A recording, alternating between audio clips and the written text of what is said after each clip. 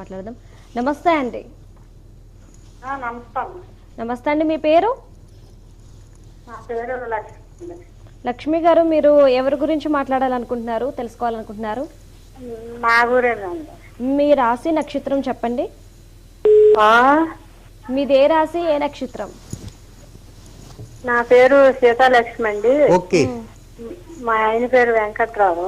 సరే అమ్మా, ఇంత సరే. సీతాలక్ష్మి, వెంకట్రావు చక్కగా ఉన్నాయి పేర్లు. మీరే డేట్ ఆఫ్ బర్త్ చెప్పలేదు స్థితిలో ఉన్నారు. పంతులు గారు అండి, మీ ప్రోగ్రామ్ ఎంత చాలా బాగా చెప్తున్నారు.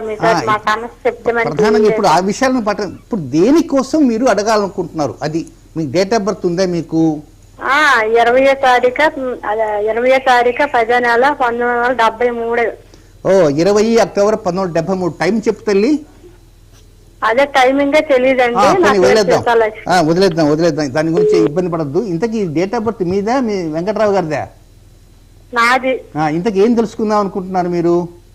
అదే కొంచెం ఇల్లు అండి, మేము ఇల్లు కట్టుకునేటప్పుడు ఇటు పక్క వాళ్ళు పొలాలు పెట్టి ఇల్లు పాడు చేస్తారు. మూలసీర్లు వచ్చేసి ఇంట్లో కష్టాలు పడుతున్నాము.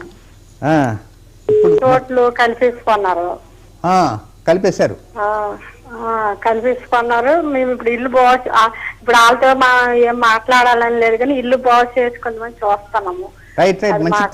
సక్కరంగా ఎప్పుడు అవుతుందో రైట్. ఇప్పుడు ఇంకా మీరు ఫోన్ పెట్టేయండి, నేను స్థిమితంగా మాట్లాడతాను. ఇప్పుడు విషయం ఏంటంటే, ఇది ఇంటికి సంబంధించిన సమస్య. పక్క వాళ్ళు అటు వాళ్ళు ఇటు వాళ్ళు కొంతమంది అటు ఇటు కలుపుకుంటూ ఉంటారు.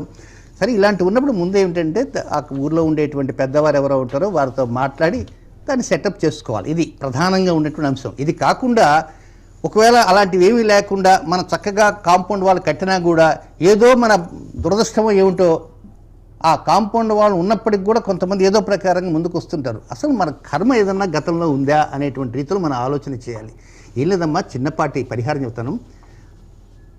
పౌర్ణమి తర్వాత వచ్చేటువంటి మంగళవారం, పౌర్ణమి తర్వాత ప్రతి నెలలో పౌర్ణమి తర్వాత వచ్చే మంగళవారం ఒక 5 దానిమ్మకాయలు, 5 దానిమ్మకాయ పండైన పర్వాలేదు, దానిమ్మ పండు దగ్గరలో ఉండేటువంటి సుబ్రహ్మణ్య స్వామి దేవాలయంలో అక్కడ ఇచ్చేసారండి చాలు. నమస్కారం పెట్టుకుని మళ్ళీ స్వామి ఇస్తే వెనక్కి తీసుకోవకండి. నెలలో ఒక్కసారి చేయండి. అట్ట 5 నెలలు అంటే 5 పూర్ణిమల తర్వాత వచ్చే మంగళవారం.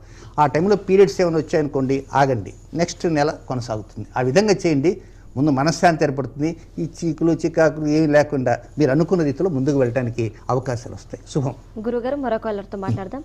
నమస్తే అండి. నమస్తే అండి, మీ పేరు? గురుగారు, ఇంతకుముందు మనం ధనిష్ట నక్షత్రం గురించి మాట్లాడుకుంటున్నాం కదా. అయితే ఈ ధనిష్ట నక్షత్రంలో శని సంచారం అనుకూలంగా ఫలితాలు ఇస్తుందా? వాస్తవంగా ధనిష్ఠా నక్షత్రంలో శని సంచారం అనేటువంటిది ప్రతివారు తెలుసుకోవాల్సిన అంశం. ఎందుచేతనంటే ధనిష్ఠా నక్షత్రానికి అధిపతి కుజుడు. కుజుడికి శనికి వైరం, శత్రుత్వం ఉంది, బద్ధ వైరం. కనుక ఇప్పుడు శని శత్రు నక్షత్రంలో సంచారం చేస్తున్నాడు. బృహత్ పరాపర హోరా శాస్త్రం అని ఉంది, దాంట్లో శనిచార అధ్యాయము అని ఉంటుంది. ఆ అధ్యాయంలో ప్రత్యేకంగా ఒక శ్లోకంలో చెప్పబడుతుంది.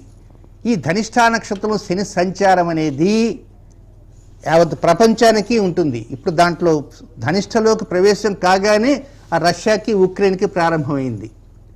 మరి జరుగుతుంది, కానీ మనం ఏం దిగులు పడాల్సిన అవసరం లేదు, ఏం వరల్డ్ వార్ రాదు. కానీ వ్యక్తిగతంగా ధనిష్ఠా నక్షత్రంలో సంచారం అనేది 314 రోజుల పాటు జరుగుతున్నది. 314 ఎప్పటి నుంచి? ఈ ఫిబ్రవరి దగ్గర నుంచి నెక్స్ట్ ఇయర్ మార్చ్, ఈ 314 రోజులు ఒక్కొక్క రాశి మీద కొన్ని అంశాల మీద దాని ప్రభావం ఉంటుంది. కనుక కొన్ని రాశులకి క్లుప్తంగా చెప్పడానికి నేను ప్రయత్నం చేస్తాను.